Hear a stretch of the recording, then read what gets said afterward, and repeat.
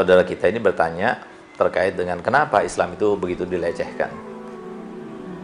Ya, Al-Quran ya, sebagai simbol daripada agama Islam itu adalah sesuatu yang paling dibenci oleh setan ya.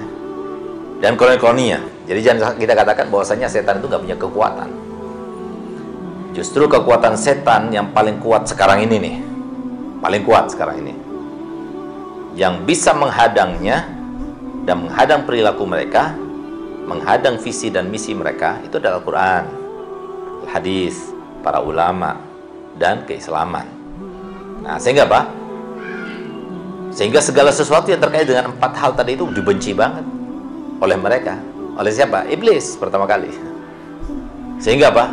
Kemudian dirobeknya, kemudian dihujatnya, difitnahnya, dan lain sebagainya. Itu semua akibat daripada apa? Daripada kedengkian, bencinya mereka kepada Al-Quran. Karena Al-Quran itu satu-satunya menghadang. Coba lihat, mohon maaf ya, Al-Quran itu satu-satunya hujjah ya, satu-satunya jawaban yang tegas dan pasti, akurat. Karena apa? Bayangkan 1400 tahun yang lalu Allah turunkan, dan Allah sudah berjanji 1400 tahun yang lalu dalam Al-Quran diabadikan, inna nahnu nazzalna dzikra wa inna lahu lahafidun. Kami yang menurunkan Al-Quran dan kami berjanji untuk menjaganya sendiri. Sehingga apa? Sehingga Al-Quran dari tahun 1400 tahun yang lalu ya, sampai sekarang nggak ada satu huruf pun yang kurang, yang berubah. Kan berbeda dengan undang-undang kita. Undang-undang kita nggak sampai setahun direvisi lagi, anggaran lagi, itu terjadi.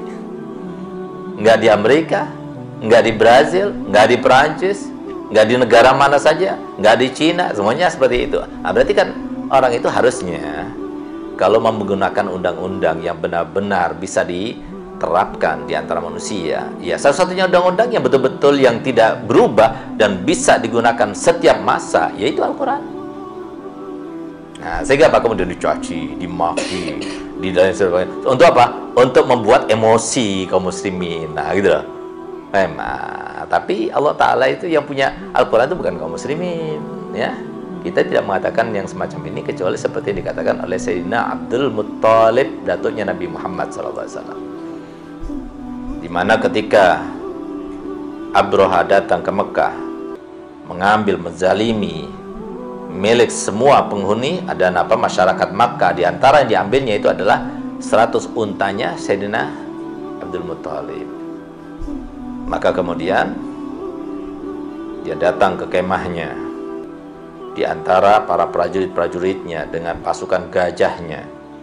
Dia datang, kemudian dia ketika dia datang langsung berdiri Abraha. Kenapa? Karena masih di dalam sulbinya itu masih ada Nabi kita Muhammad SAW, ada pancaran bekas sinar yang pernah berada di dalam sulbi Sayyidina Abdul Muttalib.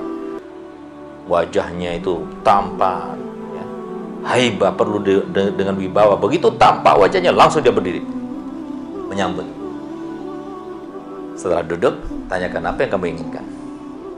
Dan pikirannya Abraha yang diinginkan itu supaya dia mengurungkan niatnya untuk menghancurkan Ka'bah. Tapi tiba-tiba dia mengatakan, enggak, aku ingin mengambil hakku, yaitu unta-untaku kembalikan padaku. Ketawa ya Abraha. Saya pikir kamu ini adalah seorang pemimpin yang lugas, seorang pemimpin yang bertanggung jawab, seorang pemimpin yang hebat. Ternyata kamu datang bukan takut atau ingin kepadaku supaya mengurungkan keinginanku untuk menghancurkan Ka'bah, malah kamu itu meminta unta. Yang tadinya kamu itu datang kepadaku dalam wibawa yang luar biasa, aku menghormatimu, sekarang kamu itu dalam keadaan kecil di mataku. Ketawa dia, tersenyum dia, dan beliau katakan kepadanya, wahai Abraha, ana rabbul ibil, aku adalah pemilik daripada unta-unta itu. Walil Ka'bah rabbun yahmih, sedangkan Ka'bah punya Tuhan yang akan menjaganya. Sehingga apa? Aku tidak perlu takut. Kenapa? Ada Tuhannya. Aku ini cuma Tuhannya. Aku juga hanya pemilik unta. Aku minta untaku saja supaya kau jangan zalimi aku. Sedangkan Ka'bah itu ada yang melindungi. Aku itu pula kita tidak bisa mengatakan kecuali Al-Quran itu ada pemiliknya. Al-Quran itu sudah difirmankan oleh Zat yang menciptakannya, di mana Allah SWT mengatakan di dalam Al-Quran tersebut hikayah daripada firman Allah Al-Qadim, yaitu apa? A'udzubillahi minasyaitonirrajim. Bismillahirrahmanirrahim. Inna nahnu nazzalna dzikra wa inna lahu lahafidun. Sehingga hati-hati yang merobek-robek, yang menghinakan Islam dan sebagainya. Islam bukan milik kaum muslimin, ya. Islam dan simbol-simbolnya milik Allah dan Rasulnya Muhammad SAW. Siapa Allah? Allah yang menciptakan langit dan bumi. Siapa Allah? Allah yang pernah menjadikan bumi ini semuanya penuh dengan air bah, tufan di zamannya Nabi Allah Nuh. Allah yang menjadikan kaum Ud, kaum Tsamud dan sebagainya kemudian hancur binasa dengan azabnya.